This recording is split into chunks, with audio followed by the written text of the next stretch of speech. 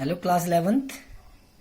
तो हमारा टॉपिक चल रहा था आणविक कक्षक सिद्धांत, मॉलिक्यूलर ऑर्बिटल थ्योरी, जिसके बारे में हम आज बात करने वाले हैं। जिसके दो बिंदु मैंने आपको बता दिया था कि पहले बिंदु में तो हमने आणविक कक्षक की परिभाषा बताई थी, जिसमें हमने कहा था कि संयोजन में भाग लेने वाले जो परमाणु हैं उनके नाभिकों के चारों ओर का वह भाग जिसमें इलेक्ट्रॉन पाए जाने की प्रायिकता सबसे अधिक होती है उसको हम आणविक कक्षक कहते हैं।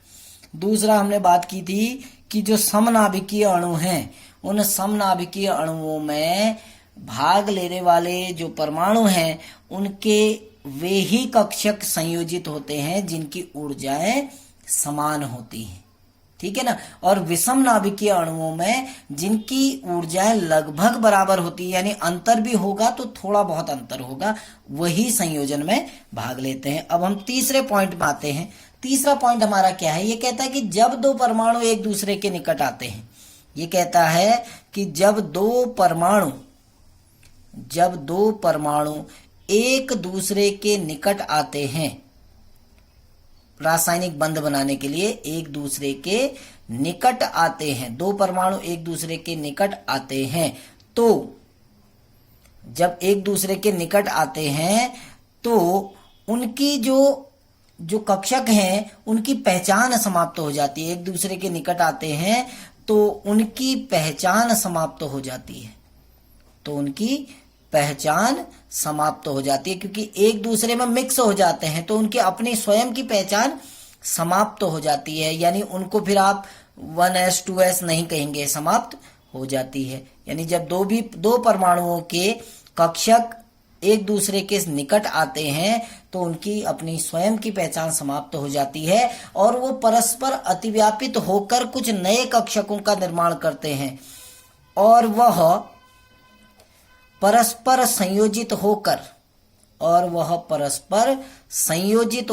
संयोजित या अतिव्यापित भी कह सकते हैं, परस्पर संयोजित होकर नए कक्षकों का निर्माण करते हैं, कुछ नए कक्षक बनाते हैं, नए कक्षकों का निर्माण करते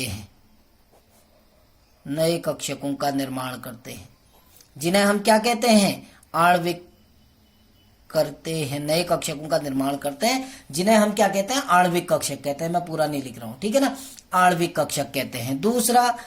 चौथा पॉइंट आएगा हमारा, ये जो आणविक कक्षक होते हैं, ये पहले भी आपको बता चुका हूं मैं, अभी तो पॉइंट बता रहा हूं। आणविक कक्षक जो होते हैं वो बहुकेंद्रीय होते हैं। आणविक कक्षक बहुकेंद्रीय होते हैं। अब क्या होते हैं बहुकेंद्रीय? बुक में से आप इसको देखना, मैं आपको बता रहा हूं। बहुकेंद्रीय, जैसे हमने कहा परमाणविक कक्षक जो होते हैं, जैसे ये माना कोई परमाणु का नाभिक है, ये उसका कक्षक है, एस कक्षक है, तो इस एस कक्षक में जो इलेक्ट्रॉन होगा वो एक ही नाभिक के प्रभाव में रहेगा। लेकिन जब दो परमाणुओं के कक्षक आपस में जुड़ते हैं तो वो एक नया कक्षक बनाते हैं जिसको आणविक कक्षक कहते हैं हम, और उसके जो इलेक्ट्रॉन हैं ये दोनों नाभिकों के प्रभाव में रहते हैं। यानी जो आणविक कक्षकों में जो इलेक्ट्रॉन होते हैं वो दो नाभिकों के प्रभाव में रहते हैं, इसीलिए हम कहते हैं इनको बहुकेंद्रीय, मल्टीसेंट्रिक होते हैं, ठीक है ना। नेक्स्ट पॉइंट हमारा पांचवा पॉइंट कहता है कि नवीन आणविक कक्षकों की संख्या, जो नवीन आणविक कक्षक बनते हैं, नवीन आणविक कक्षकों की संख्या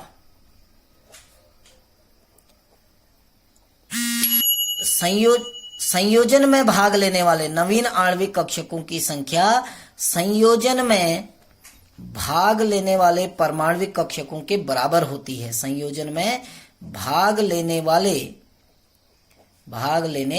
वाले जो परमाणविक कक्षक हैं उनके बराबर होती है, भाग लेने वाले परमाणु कक्षकों के बराबर होती है। यानी अगर दो परमाणु कक्षक संयोजित हो रहे हैं तो वो दो प्रकार के आणविक कक्षक बनाएंगे, ठीक है ना। जैसे हमने कहा था ना कि माना ये 1s कक्षक है, ये दूसरे परमाणु का 1s कक्षक है। जब ये जुड़ते हैं, एक 1s ये है, एक 1s ये है, तो कितने परमाणु कक्षक जुड़ रहे हैं? 2। तो ये 2 प्रकार के आणविक कक्षक बनाएंगे। बताया था पहले, एक की ऊर्जा अधिक होगी, एक की ऊर्जा कम होगी। जो कम ऊर्जा वाला कक्षक है उसको कहते हैं बॉन्डिंग मॉलिक्यूलर ऑर्बिटल, आबंधी आणविक कक्षक, और जो अधिक ऊर्जा वाला होता है उसको कहते हैं एंटी बॉन्डिंग मॉलिक्यूलर ऑर्बिटल, प्रति आबंधी आणविक कक्षक। ठीक है ना। तो जितने परमाणु कक्षक जुड़ेंगे उतने ही आणविक कक्षक बनेंगे, जिसमें निम्न ऊर्जा वाला जो कक्षक होगा, जिसकी ऊर्जा कम होगी, कम ऊर्जा वाला जो कक्षक होगा उसको हम कहते हैं आबंधी आणविक कक्षक, उसको कहा जाता है आबंधी आणविक कक्षक। और जो अधिक ऊर्जा वाला है, उच्च ऊर्जा वाला, उसको हम कहते हैं प्रति आबंधी आणविक कक्षक, प्रति आबंधी एंटी बॉन्डिंग मॉलिक्यूलर ऑर्बिटल, प्रति आबंधी आणविक कक्षक। तो 2 प्रकार के आणविक कक्षक बनते हैं। ठीक हो गया ना, ये समझ गए होगे। नेक्स्ट पॉइंट जो हमारा है, 5वां पॉइंट, वो कहता है कि एक आणविक कक्षक में अधिकतम 2 इलेक्ट्रॉन रह सकते हैं। जैसे एक परमाणु कक्षक में 2 इलेक्ट्रॉन रहते हैं, ठीक उसी प्रकार एक आणविक कक्षक में अधिकतम 2 इलेक्ट्रॉन रह सकते हैं। अधिकतम 2 इलेक्ट्रॉन रह सकते हैं, 2 से ज्यादा इलेक्ट्रॉन नहीं रह सकते हैं। ठीक है ना। और दोनों के जो चक्रण है वो विपरीत होते हैं। ठीक है ना। अब इलेक्ट्रॉन भरने का जो क्रम है, नेक्स्ट 6वां पॉइंट आएगा कि जो आणविक कक्षक है उनमें इलेक्ट्रॉन किस प्रकार भरे जाते हैं। तो ये कहता है कि आणविक कक्षकों में जो इलेक्ट्रॉन हैं वो कैसे भरे जाते हैं। वो अपवर्जन नियम, जो पाउली का अपवर्जन नियम,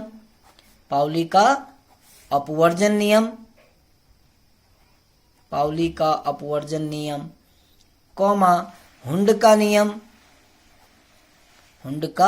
नियम और ऑफ-बाउ के नियम के अनुसार भरे जाते हैं। ऑफ-बाउ के नियम से भरे जाते हैं। तो इन तीनों नियमों का पालन करते हैं कि नियम से भरे जाते हैं। अब ये नियम आपको पहले पढ़ा चुका हूं कि हुंड का नियम क्या है, ऑफ-बाउ का नियम क्या है। ठीक है ना। जैसे ऑफ-बाउ का नियम क्या कहता है, ऑफ-बाउ का नियम कहता है जो कक्षक होते हैं वो ऊर्जा के बढ़ते हुए क्रम में भरे जाते हैं। N+L का नियम हमने पीछे पढ़ा है। हुंड का नियम क्या कहता है, हुंड का नियम कहता है कि जो कक्षक हैं वो पहले एक एक करके भरे जाते हैं। जब सारे कक्षकों में एक एक इलेक्ट्रॉन हो जाएगा उसके बाद ही युग्मन प्रारंभ होता है। पाउली का अपवर्जन नियम क्या कहता है? पाउली का अपवर्जन नियम कहता है कि किन्हीं 2 इलेक्ट्रॉनों के लिए चारों क्वांटम संख्याओं का मान समान नहीं होता। इसीलिए जब किसी कक्षक में इलेक्ट्रॉन भरे जाएंगे तो वो विपरीत चक्रण वाले भरे जाएंगे, ताकि एक के लिए चक्रण क्वांटम संख्या +½ हो और दूसरे के लिए चक्रण क्वांटम संख्या -½ हो। ठीक है ना। तो जो इलेक्ट्रॉन भरे जाते हैं वो इस क्रम में भरे जाते हैं। अब जो हमारी नेक्स्ट वीडियो आएगी उसमें हम बात करेंगे कि किस प्रकार से विभिन्न अणुओं का निर्माण होता है, जैसे H2O2N2। तो आज आपको ये सारे पॉइंट लिखने हैं कि आप अपनी बुक में देखना कौन कौन से आणविक कक्षक सिद्धांत के अंतर्गत कौन कौन से पॉइंट आपको दिखते हैं। Thank you.